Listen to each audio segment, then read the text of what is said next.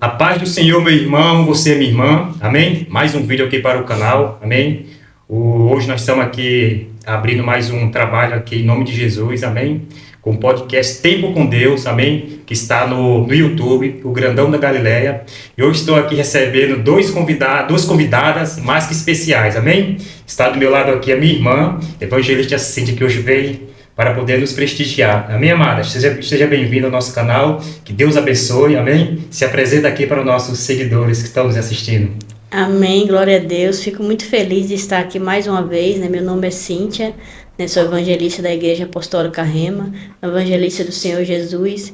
E enquanto a gente estiver aqui, a gente vai poder estar falando mais de Jesus, conhecendo o testemunho, e eu tenho certeza que vai ser uma bênção. Então, eu gostaria que você focasse aqui nesse momento em que o Senhor venha abençoar a sua vida. Amém, glória a Deus.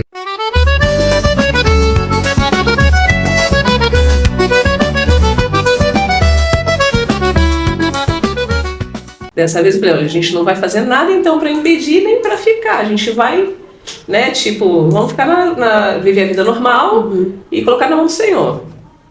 E demorou 9 meses para eu ficar grávida do Estevão. E eu só fiquei grávida do Estevão no dia que eu ajoelhei na minha cama e falei para o Senhor que eu abri a mão daquilo.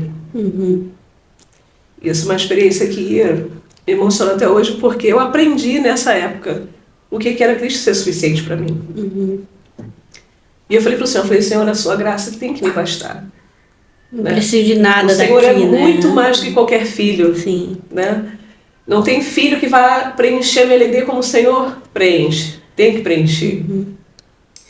E ali eu comecei a ter uma experiência com o seu pessoal da suficiência dele na minha vida, em todo sentido. E depois dessa oração, no mês seguinte eu estava grávida do Estevão. E foi muito extraordinário isso. Porque eu percebi ali que muitas vezes a gente declara coisas e a gente acha que a gente está vivendo aquilo que Deus quer que a gente viva. Sim. Que a gente já faz aquilo que a gente tem que fazer como cristão, que a gente já tem uma realidade espiritual que na verdade nós não temos. E beleza, tive o Estevão. Quando o Estevão estava com 3 meses, a minha regra parou. Novamente aquilo me deu uma angústia. Eu falei assim, olha, eu queria 4, mas tipo assim, podia dar um espaço, né? Enfim, e eu comecei a ficar nervosa, não falei com ninguém. Um dia eu tomando banho, a minha filha veio e falou assim, mãe, a Rutinha tinha 3 anos e pouco. Tinha acabado de fazer 4, na verdade. Falou assim, mamãe, tem um bebê aqui. Aí eu falei, não tem nada, menina, você tá doida, porque o Estevão nasceu há pouco tempo, né? Mamãe, não tô falando do Estevão, tô falando de outro neném. Outro. Olha aquilo, gente. Aí você confirmou ali, hein? O sangue ficou gelado, assim, parou de circular no corpo. Eu falei, Senhor, não brinca com você. Falei, Jesus, e pronto. E fiz o exame, eu estava grávida do Abner. E ali foi um processo contrário.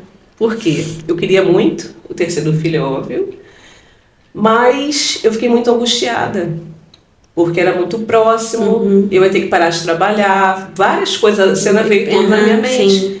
O Ronaldo era novo, num serviço, tinha acabado de entrar no trabalho, então tudo não cooperava para aquele momento mais um, né, chegar assim do além. E foi muito interessante que quando eu falei com o Ronaldo, ele ficou feliz, parecia que, tipo assim, eu tava dando a notícia do primeiro bebê que eu tava grávida, né? Ele ficou numa alegria enorme. Sério? Você tá falando sério? Meu Deus, que isso? Caramba, que presente! Não, não vai ser Mateus, porque ele é presente de Deus. Eu falei, não pode ser Mateus, porque a gente tá grávida, vai ter o Mateus, né? Sim. Eu falei, não pode, tem que ser outro. E ali, pronto. E o Senhor começou a trabalhar comigo outra coisa. Sim. Da suficiência dele. É a segurança no amor de Deus. Né? Que foi a questão de a força não é sua, não é você que vai resolver esse problema, não é você que vai sustentar essas crianças, não é você que vai suprir as necessidades deles, sou eu. Eu supro as suas e vou suprir a deles. Né? Então você não precisa ter medo. E ali o Senhor começou a trabalhar comigo esse outro lado, ele começou a me mostrar. Foi incrível, irmãos, porque naqueles dias, naquela semana, só tinha reportagem falando sobre pessoas que eram estéreis, que queriam ter filhos e não conseguiam. E o Espírito Santo começou a ministrar no meu coração. Você está vendo? Né? Você está triste por uma coisa que milhares de mulheres dariam tudo para ter. Queriam ter um filho, né? Queriam ter, que era um filho. E ali naquele dia isso acabou. E aí eu comecei a curtir e comecei a descansar. Porque não é que eu não queria o meu filho. Sim, mas eu estava fora do meu controle. E isso também é uma questão que tem a ver com a suficiência de Cristo. Quando a gente quer que as coisas aconteçam no nosso controle. E não na vontade de Deus. Porque a vontade dele é boa, é perfeita e agradável, mas não é a vontade que é agradável para mim, dentro da minha vontade. Sim. Ela se torna agradável para mim porque eu sei que é a vontade dele, então isso me dá paz, isso se torna bom para mim, se torna agradável. E muitas vezes a gente confunde essa questão da vontade que é boa, perfeita e agradável, porque a gente acha que vai ser então confortável para nós. Isso não é real. Não é.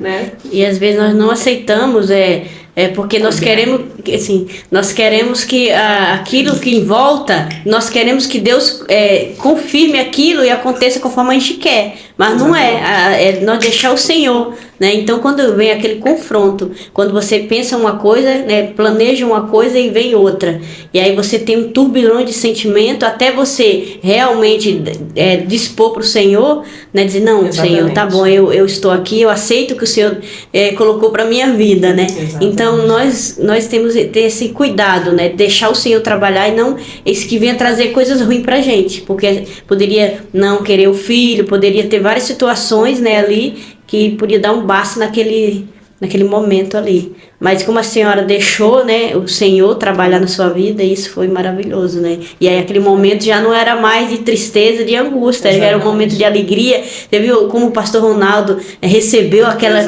e a mulher ela pensa, não, o pastor vai ficar assim, não, vai ficar assado, porque quando ele falou pra mim de ficar só com a Ruth e tudo, eu falei, meu Deus, e agora? Como é que eu digo? Sim. Tipo assim. E ele vai falar um monte de coisa. Exatamente. Mas Deus é bom, né? Exatamente. E no momento que tudo está passando, você sentiu que a suficiência de Cristo não era importante nesse momento? Totalmente.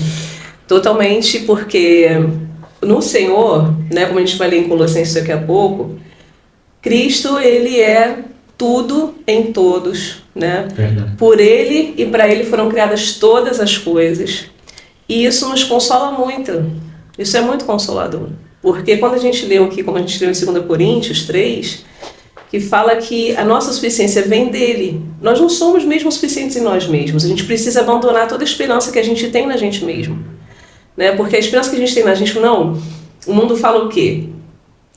Não, pensa positivo, né? Segue o seu coração. É verdade. Tudo furado, né? O que importa é você ser feliz. Você está feliz? Se você está feliz, então está tudo bem. Isso não é a realidade do Evangelho. É verdade, porque quando muitos falam segue seu coração, é um desejo carnal. Exatamente. O desejo da carne, seguir o desejo da carne. Exatamente. O desejo da carne só leva para aquilo que é errado, que é ruim aos olhos de Deus. Né? Exatamente. Porque a palavra de Deus fala o quê? Que a paz de Deus, né, no nosso coração seja o árbitro. Ou seja, ela vai me sinalizar. Mas essa paz é quando eu me relaciono com o Senhor, eu tenho uma vida com Deus, eu busco o Senhor e aí eu estou fazendo algo, eu sinto paz naquilo, eu estou bem.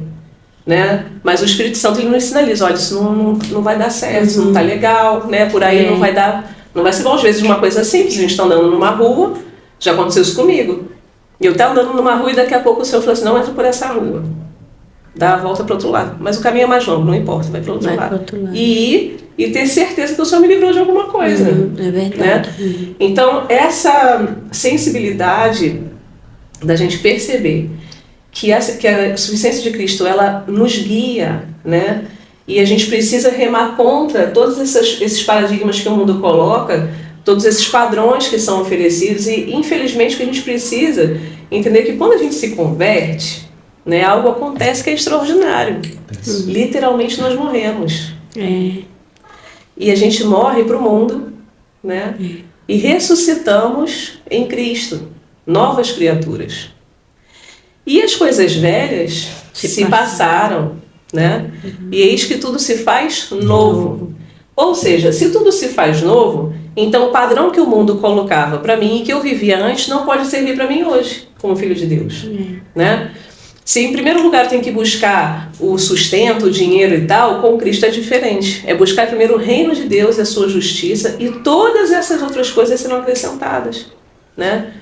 Jesus certa vez falou o seguinte, vocês tendo o que comer, o que vestir, né? Tendo o que comer, o que beber, o que vestir, estejam contentes, ou seja, estejam satisfeitos, contentados, né? Sim. Então aquilo me contenta. Só que hoje, se a gente disser, olha, eu tenho um prato de arroz com ovo, né? Tem um pratinho de arroz, feijão e ovo, que é delícia, e tenho água. A pessoa muitas vezes vai murmurar.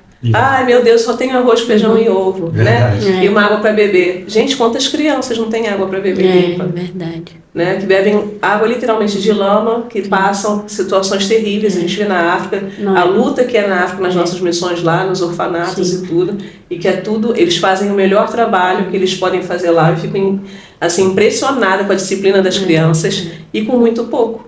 É verdade. E só um detalhe aqui, nós, isso não está muito longe, né? No Brasil também, nós vivemos assim, né, mano?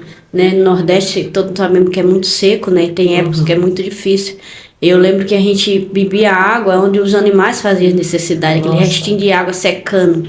E era água barrenta, amarela, né? E isso, nós sabemos o que é ficar sem água, ficar sem comida, né? Exatamente. Então isso é muito difícil, né, pastora? É muito difícil. E a gente tem que lembrar, né, e agradecer a Deus por que nós temos, porque muitas vezes nós murmuramos demais, né, e nós não podemos deixar essa murmuração, né, sobre a nossa casa, sobre a nossa família, porque os nossos filhos também vão murmurar na frente, porque viu que os pais murmurou, né, e aí vai ser uma geração de murmuradores, né, então nós temos que ter muito esse cuidado, agradecer ao Senhor, igual eu falo em casa com o Heron, falo, Heron, hoje só tem isso, vamos comer só isso, mamãe, eu falei, agradeça, quando é mais na frente nós vai ter as outras coisas, mas agora vai ser isso, tá bom, mamãe.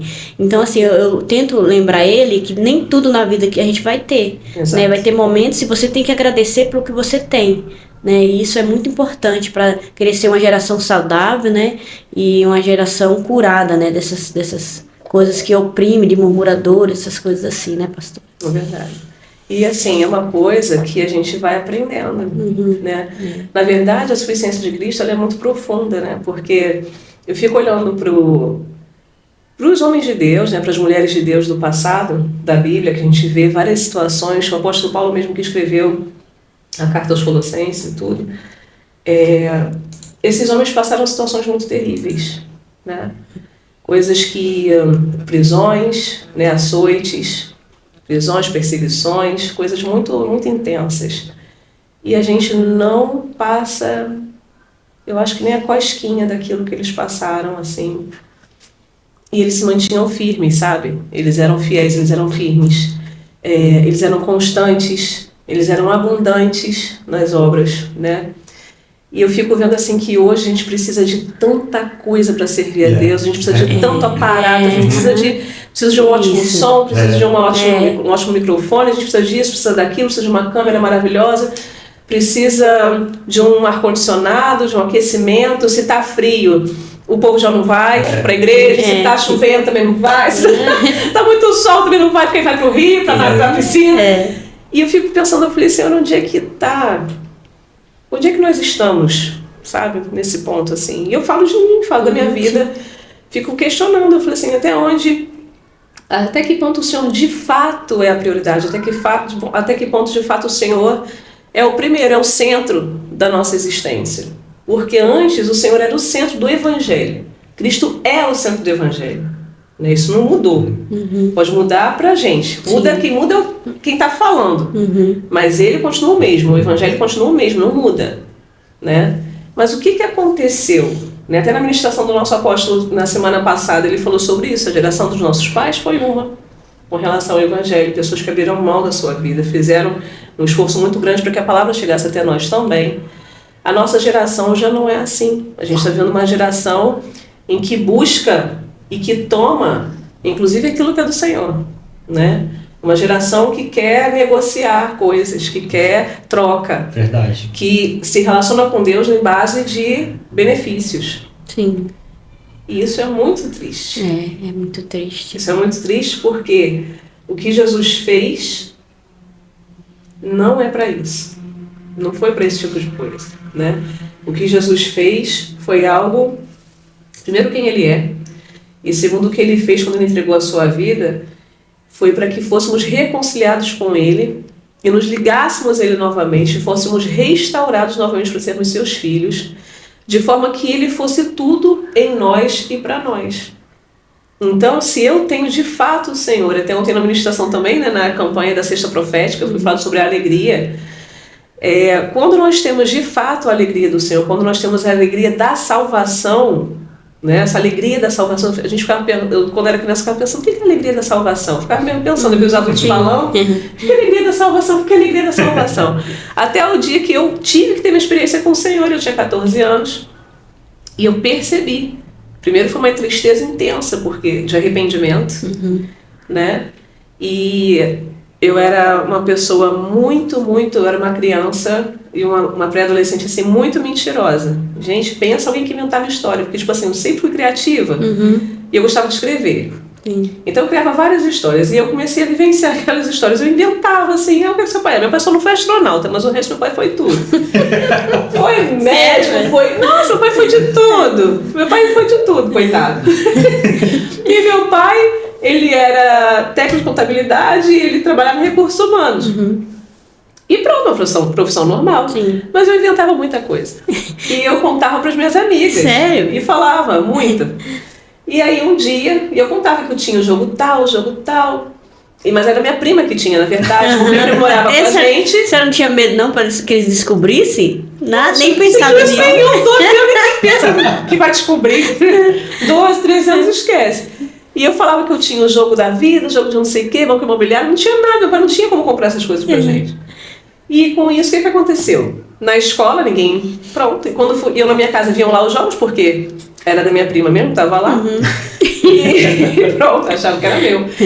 E até que um dia eu estava com 14 anos, no último dia de aula do ano, nunca mais eu vou me esquecer desse dia, uma amiga, que era muito amiga minha, e eu gostaria muito um dia de reencontrar ela, e se por acaso um dia ela assistir esse vídeo, eu queria que ela soubesse disso.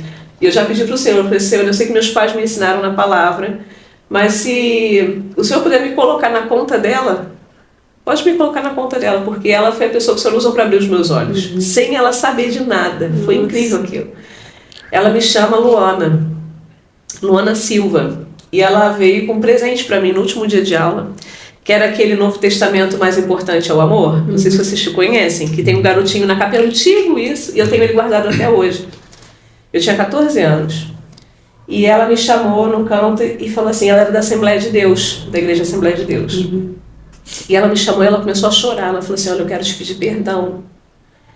E eu quero te dar um presente. Ela falou, eu quero te pedir perdão porque eu menti pra você, né? Eu falei que eu tinha algumas coisas, falei que meu pai era algumas coisas, mas na verdade a gente mora com a minha avó. E começou a contar a história dela, dizendo das dificuldades que eles passavam, e ela tinha feito isso porque ela tinha ficado com inveja ou com vergonha, né? Ela ficou com vergonha por causa da minha vida, e ela ficou constrangida, ela mentiu, mas que na verdade a vida dela não era nada daquilo.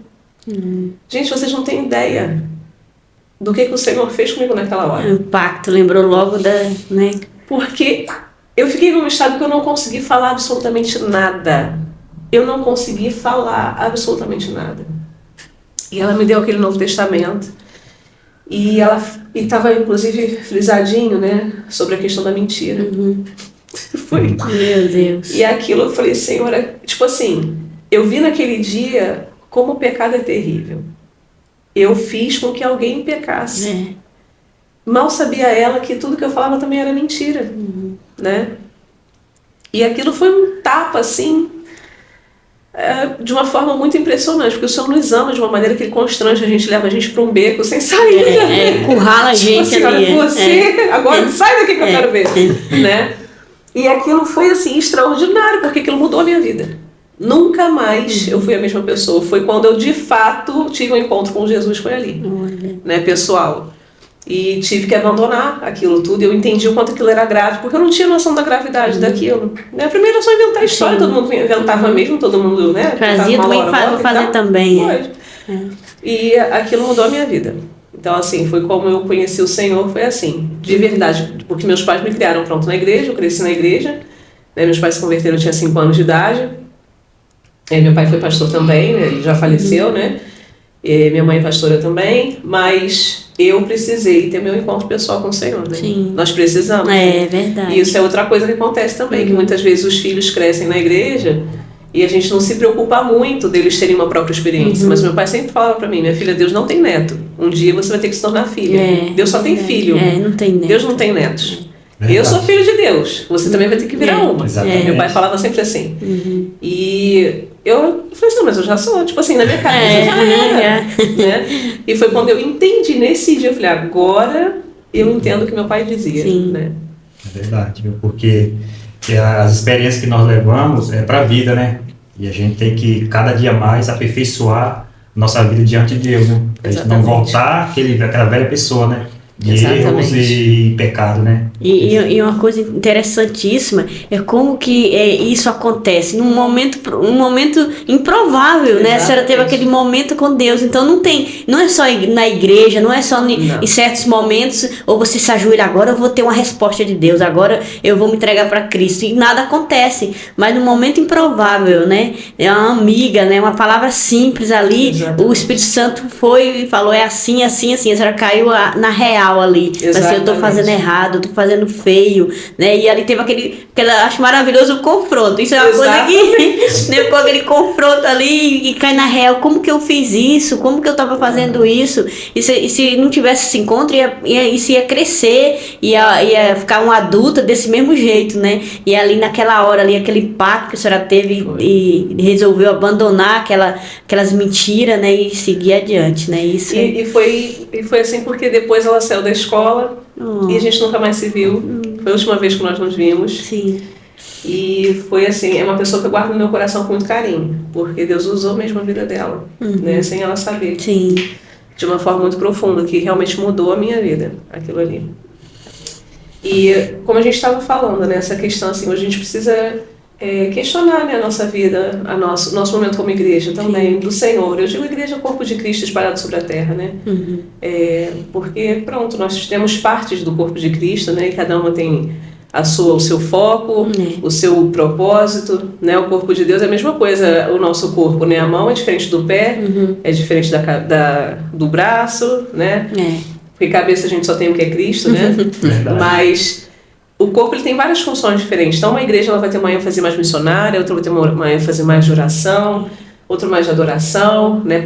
Essas partes vão ter funções, mas no fim o centro é o mesmo que é Cristo, né? A cabeça é a mesma que é Cristo. Então ele é o Senhor de todo o corpo. E tudo depende dele. Ele que pensa, né? Vamos dizer assim. Ele que pensa, ele que direciona, ele que comanda, né? E ele não vai se adequar no nosso modelo. Ou a gente se adequa a ele, ou a gente está fora. Tá fora, Porque é ele que determina o padrão. E o padrão que ele determinou não se encaixa naquilo que muitas vezes a gente tem vivido hoje, né? Onde muitas vezes os líderes se sentem constrangidos de ter que falar uma palavra talvez mais firme, mais dura, com medo das pessoas recuarem. A grande questão é a seguinte: se eu falo da palavra e a palavra por si só é dura, ela só vai espantar um tipo de gente, como espantava naquela época, que eram os fariseus.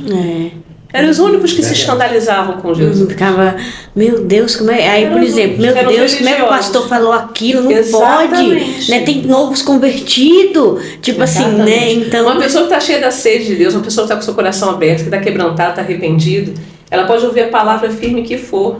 Ela vai ficar feliz com aquilo vai gerar alegria no coração dela. Ela não recua, né? Não recua. Porque ela sabe que Deus ama, que Deus corrige o filho que ama.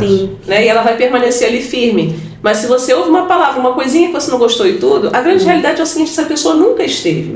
Então a gente não está perdendo alguém, gente. Essa pessoa nunca fez parte, na verdade. Porque se ela fizer parte, de fato, e Cristo for alguém que ela reconhece de verdade como Senhor da sua vida, né? Se a vida dela gira ao redor dele, não tem como. Cada palavra, como Pedro falou aquela vez para Jesus, para onde iremos? Se só o Senhor tem as palavras de vida, né? Então para onde que a gente vai? Porque ele falou assim: vocês também vão?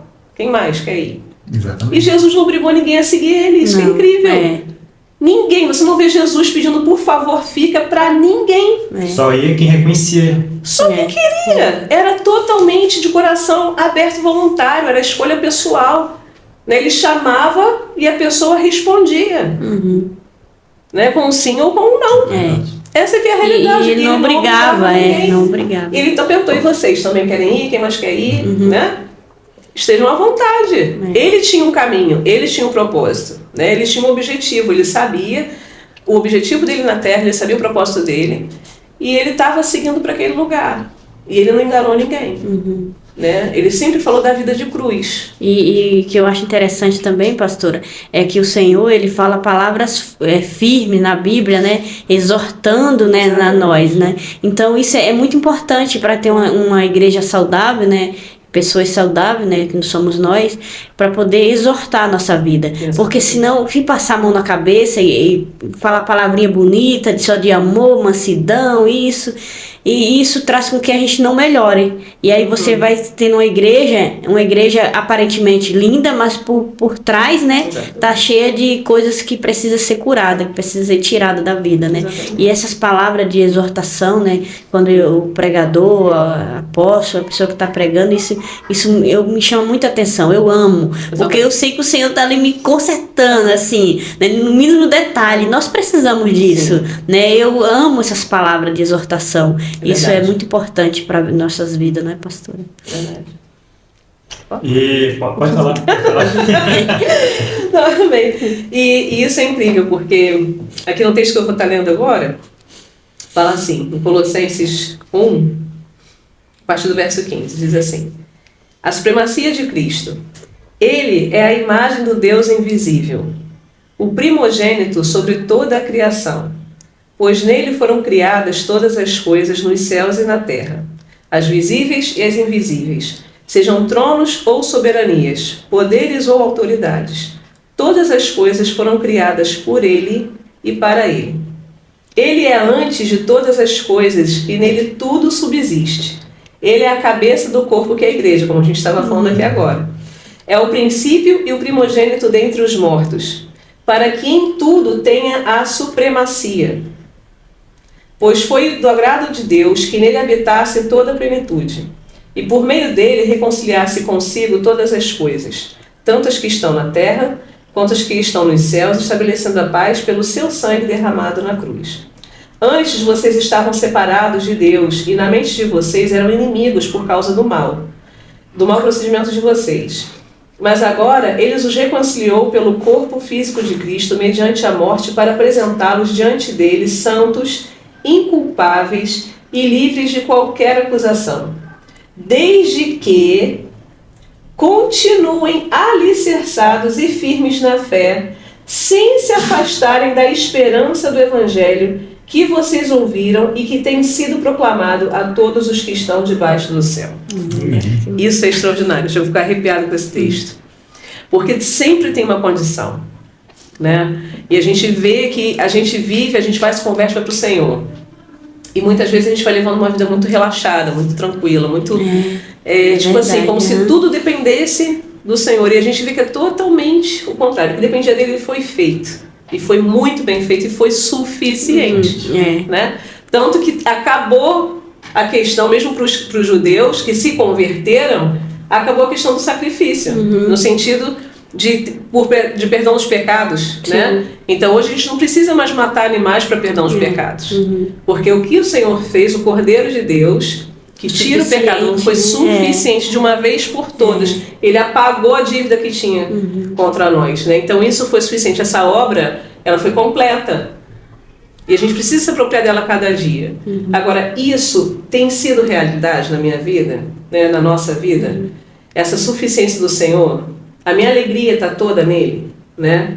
Como a gente falou ontem de novo lá na igreja, a questão da alegria. Né? Que até a tristeza, na presença do Senhor, até a tristeza salta de alegria. Né? É verdade. A alegria, ela é algo que nos preenche, e é uma ordenança, como também foi ensinado ontem, né? Um direcionamento. Alegrai-vos, quer dizer, está no imperativo, alegrai-vos, é para se alegrar. Não é uma opção, se você quiser ficar alegre, o dia que estiver tudo bem, fica alegre. Quando, né, se tiver dinheiro na conta, se estiver com saúde, se tiver com carro novo, aí eu vou estar muito alegre. Né? Eu vejo muita gente falando que o dinheiro... Dizem que o dinheiro não compra felicidade, mas compra aquilo que traz felicidade. Compra nada. Pois não compra nada. Não compra nada. Né? Isso é muito triste. E infelizmente muitos de nós pensamos assim. Tem muitos, no meu gospel tem muito cristão, tem muitas pessoas que têm essa mentalidade. Que se sente satisfeita quando está indo tudo bem. E a gente precisa tomar cuidado com o nosso coração nesse aspecto, né? Porque isso é um trabalhar. A gente fica preocupado, começa a faltar alguma coisa, você já começa a ficar preocupado, começa a ficar tenso. E a gente começa a ter que aprender que o Senhor é suficiente. Né? Paulo disse que ele sabia viver em toda situação. Sabia estar bem, né? Sabia estar com muito ou estar com pouco. Verdade. Né? Sabia estar vestido ou não estar vestido. Sim. Né? Toda circunstância, ele sabia viver em toda circunstância. E às vezes a gente sabe até viver no pouco, mas a gente não sabe viver no muito. Por que eu estou falando isso? Porque basta a gente ter o muito para começar a deixar o Senhor de lado. É verdade. Vai esquecendo quem é Deus. Vai esquecendo quem é o Senhor na minha vida. Vou esquecendo que foi Ele que me proporcionou aquele muito. Sim, é verdade. Né? Isso é muito Então, perigoso. Começo a ter um sucesso em alguma área, começo a prosperar em alguma situação e tudo. Antes estava lá sem nada, né? Pequenininho, sem nada, passando sufoco. E orando pelo Aí estava ali fora, firme com Jesus ali. Basta o Senhor colocar no muito. Aí começa dá valor mais àquela outra situação. Exatamente. Do que Cristo. Então, muitas vezes porque quer mais e mais, exatamente. né, pastor? É uma coisa inacreditável. E começa a se achar autossuficiente. Sim. Esse que é o ponto. Percebe? Por isso que é importante a suficiência de Cristo. Por quê? Porque Ele tem que ser suficiente para mim no pouco, mas principalmente Ele tem que ser suficiente para mim no muito. No muito, para não esquecer. Para eu não esquecer, para que eu tenha sempre a consciência de que tudo que eu tenho, que eu sou, é dele e é Ele. Né? Ele é o mais importante, que aquilo não me preenche, o que me preenche é Ele. É o meu relacionamento com Ele. Né? Não é aquilo que Ele me deu. Porque senão eu vou viver altos e baixos todo o tempo. Verdade. Né?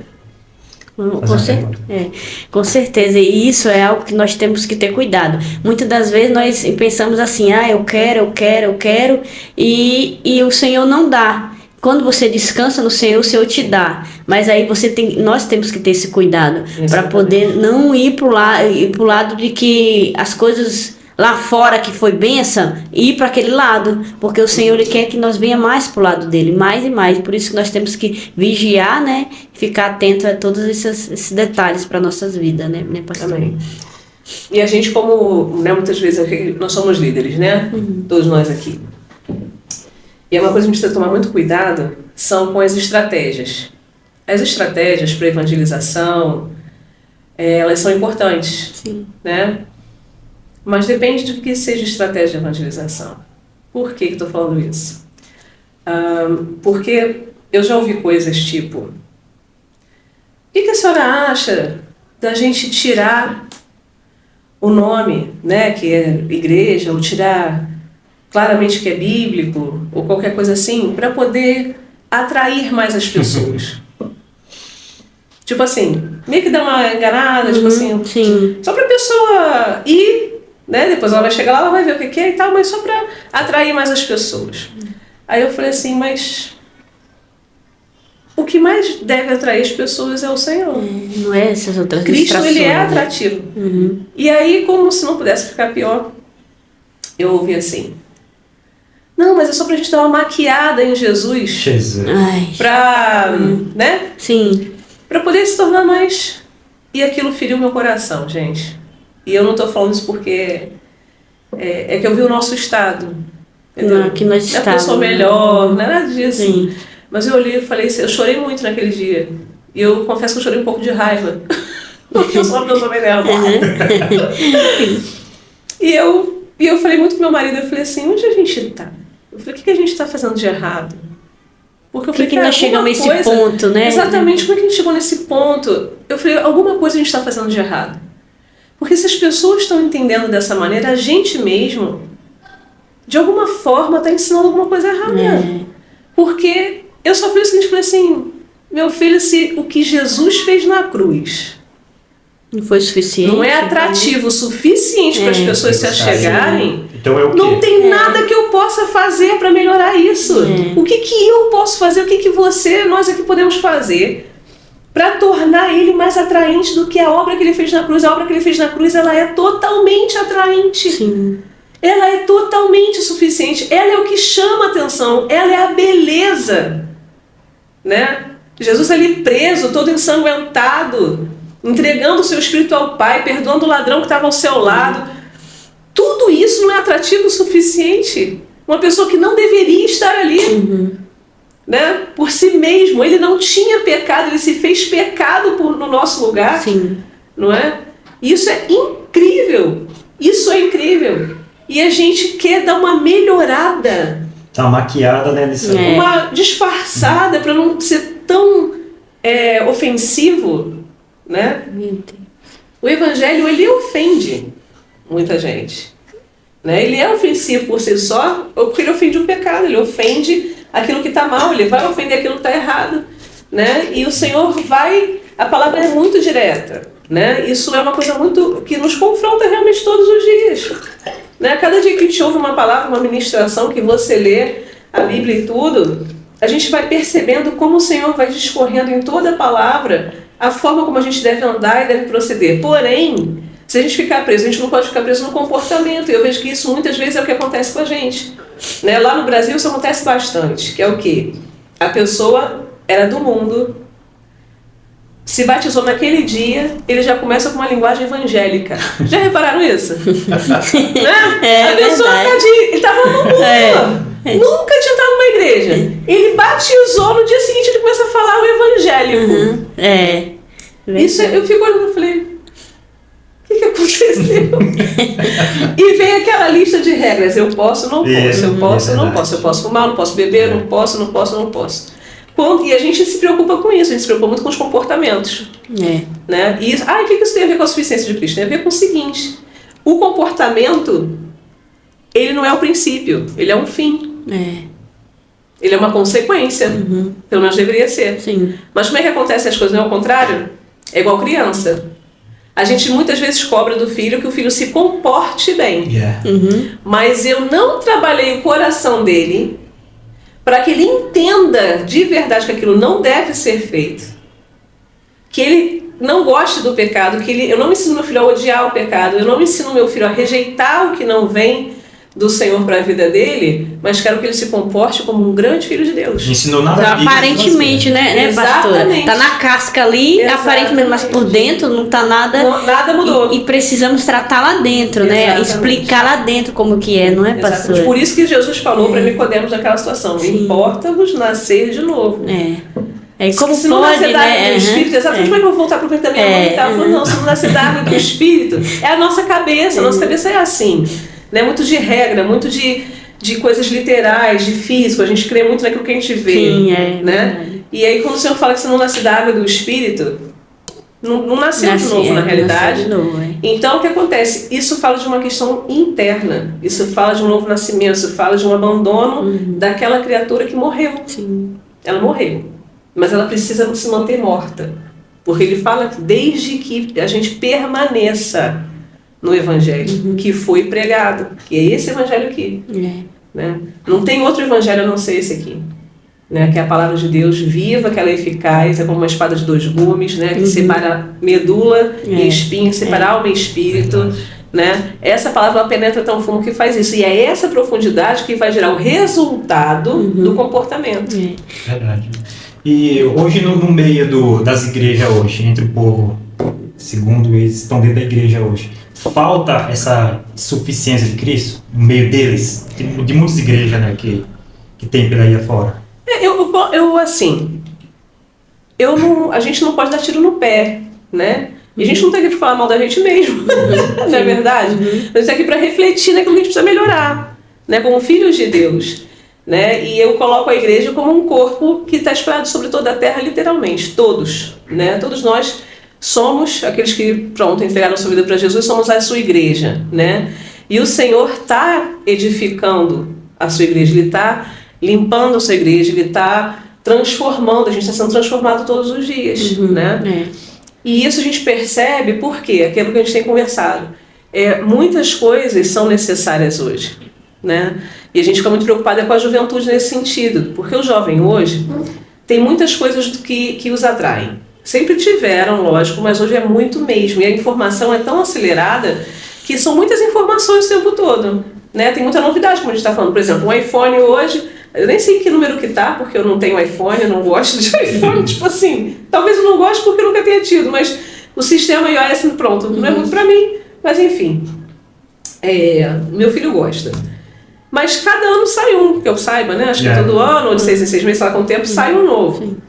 Ou seja, aquilo que era excelente hoje vai se tornar obsoleto amanhã. Já não é bom amanhã. Já não é mais suficiente. Mas, rapaz, você não estava com o telefone, não era bom. Estava tranquilo. Não, mas é que agora esse já não é mais assim, já tem outro, tem tal coisa. Então, quer dizer, a gente está sempre querendo além. Não para. Isso não para. Né? E aí, o que acontece? A gente muitas vezes faz o quê? Cria coisas que tem no mundo, a gente pega e quer adequar para dentro do nosso meio, da igreja. Né? Então, a gente vê por aí muita coisa, né? Festa do cabelo louco, isso e aquilo e tal, como se o jovem precisasse ser o tempo todo intertido ali, ele tem que ser entretido para poder permanecer. Quando a gente olha para a Bíblia, você não vê isso em nenhum momento. Você não vê um jovem permanecendo no Evangelho porque tinha retiro. Porque o retiro é uma bênção. Sim, claro. Tá? A gente vai fazer um agora, em março, para os jovens. Maravilha, porque é um momento de edificação. É um momento de parar para pensar, porque a vida é muito corrida. Então isso é excelente. Mas isso não era o necessário. Porque o dia que não der para fazer? Sim, vai ficar como? E o dia que não puder? Ou o dia que, pronto, aconteceu alguma situação? Vai depender dessas coisas? Isso tudo pode ter na igreja, só que nós não podemos, né, pastor? Nós não podemos colocar isso em primeiro lugar. Exatamente, vocês me conhecem, eu gosto de fazer essas coisas. Eu gosto do retiro de casais, a gente fez ano passado, foi excelente. Maravilha, eu gosto disso tudo, eu acho que isso tudo é muito bom. Mas o nosso coração, a base da nossa vida cristã, não pode ser essas coisas. Há pessoas que vivem de conferências. Ela precisa sempre de uma conferência, por quê? Porque ela precisa de uma injeção de ânimo nova. Ela precisa de uma palavra nova, diferente, e normalmente de pastores diferentes dos dela, o que também já é muito complicado.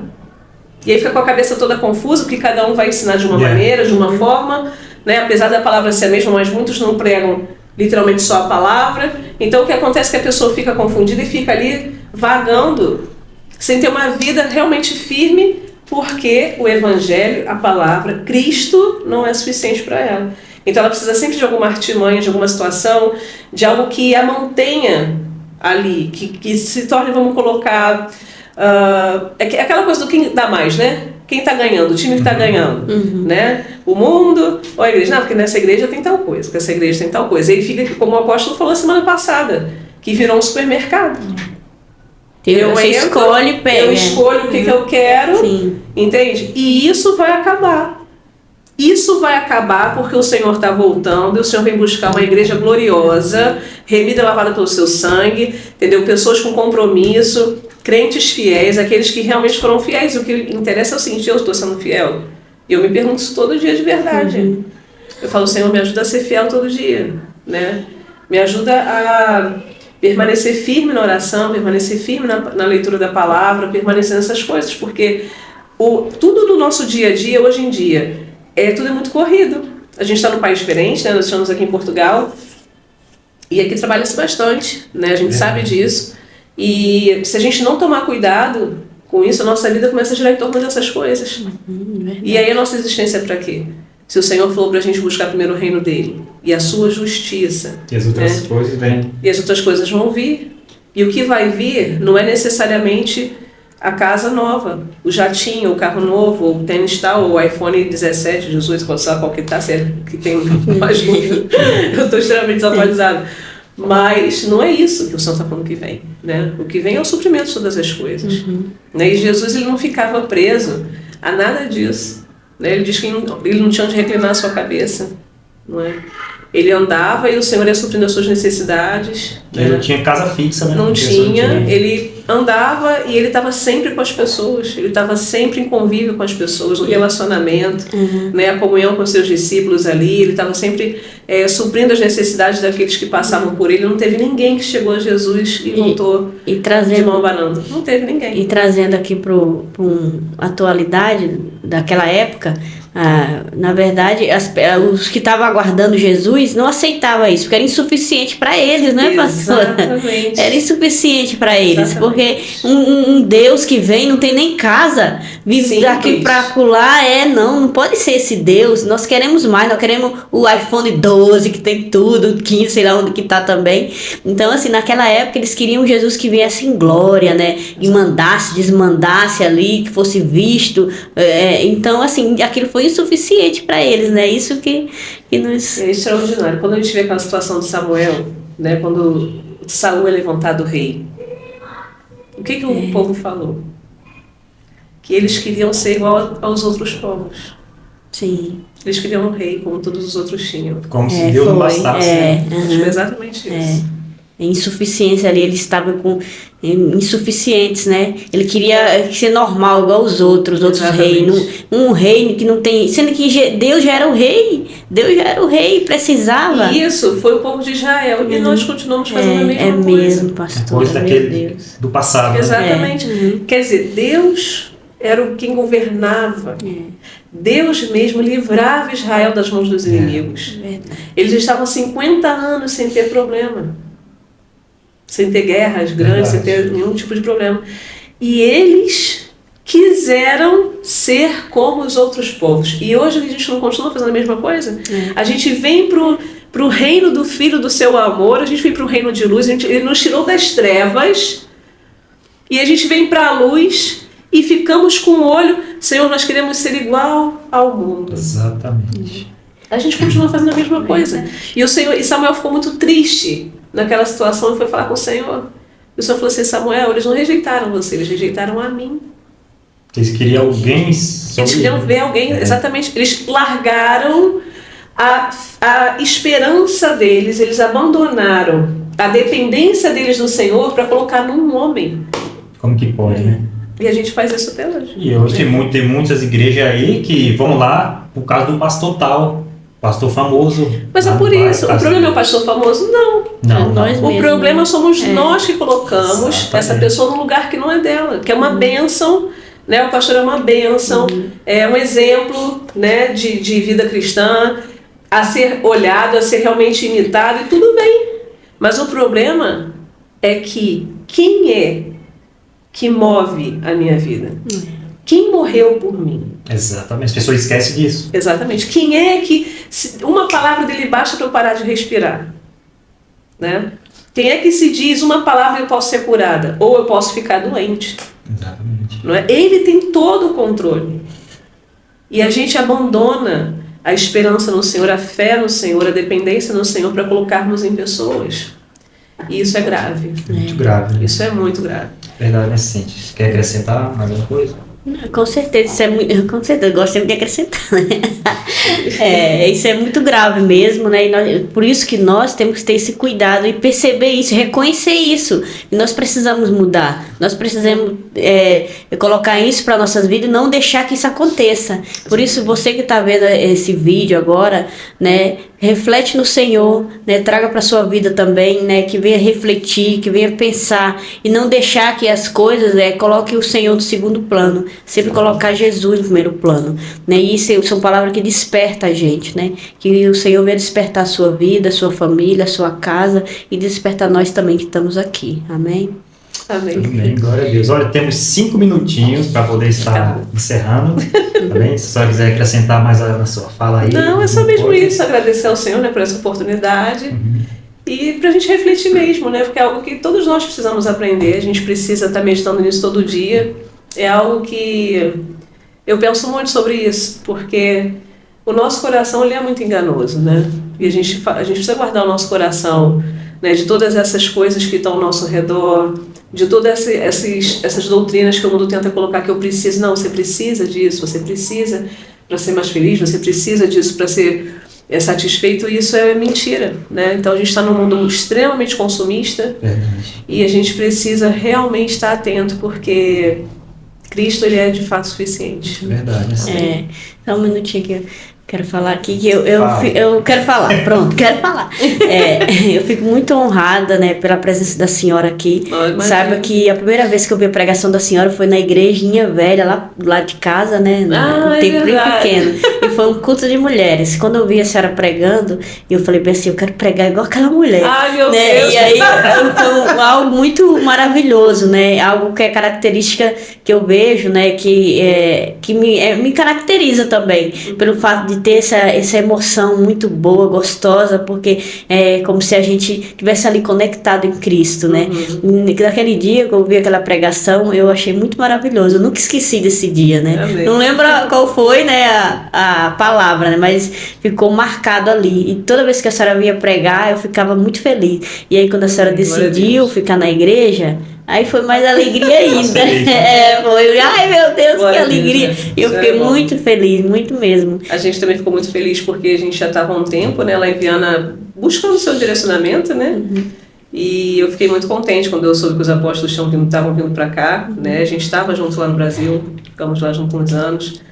E foi uma bênção, assim, Deus é maravilhoso, né? E a gente é muito feliz de poder estar cooperando, né, com o Senhor, assim, com a obra dele. É um privilégio porque a gente não é digno dessas coisas, né? O Senhor é que faz isso na nossa vida e é uma honra para nós, né, poder estar servindo a igreja do Senhor. Porque, gente, isso é muito profundo, né? A gente ser achado, o Senhor nos permitir servir a igreja, isso é uma honra muito grande, né? Então a gente... É isso, a nossa vida é para servir os irmãos, né? Servir a igreja do Senhor, em nome de Jesus. É verdade, né? Você quer falar mais? Já parou sua fala? Vai acrescentar nada? Não, já parei, eu Amém, fico viu? grata, só isso. Amém, glória a Deus. Chegamos aqui ao fim do nosso vídeo, amém? Quero agradecer Amém. a pastora Itiana por ter Obrigado, aceitado esse convite e ter comparecido aqui hoje, amém? Foi muito bom ter sua presença aqui, que Deus abençoe grandemente sua vida. E lembrando que no próximo sábado vai estar aqui conosco gravando o apóstolo Marcos Santana, da Igreja Apostólica Rema, que vai ser uma bênção de Deus. Glória a Deus. E eu creio que ele... Ainda bem que eu vim aqui. Vai ficar muito mais nervosa. Ele está muito feliz por vir, ele falou feliz. Claro, com certeza. Muito Vai bom. falar sobre escatologia bíblica, Sim. né? Vai ser uma bênção de Deus o que ele vai trazer aqui hoje, amém? Amanhã, no próximo sábado. Amém. Agradeço a Cine, agradeço ao pastor Itiano por estar aqui conosco, amém? Espero vocês no próximo vídeo, que Deus abençoe a vida de cada um de vocês. Amém. Não esquece de Deus abençoe. compartilhar, deixar seu like, que Deus abençoe grandemente a vida de vocês. Um forte abraço.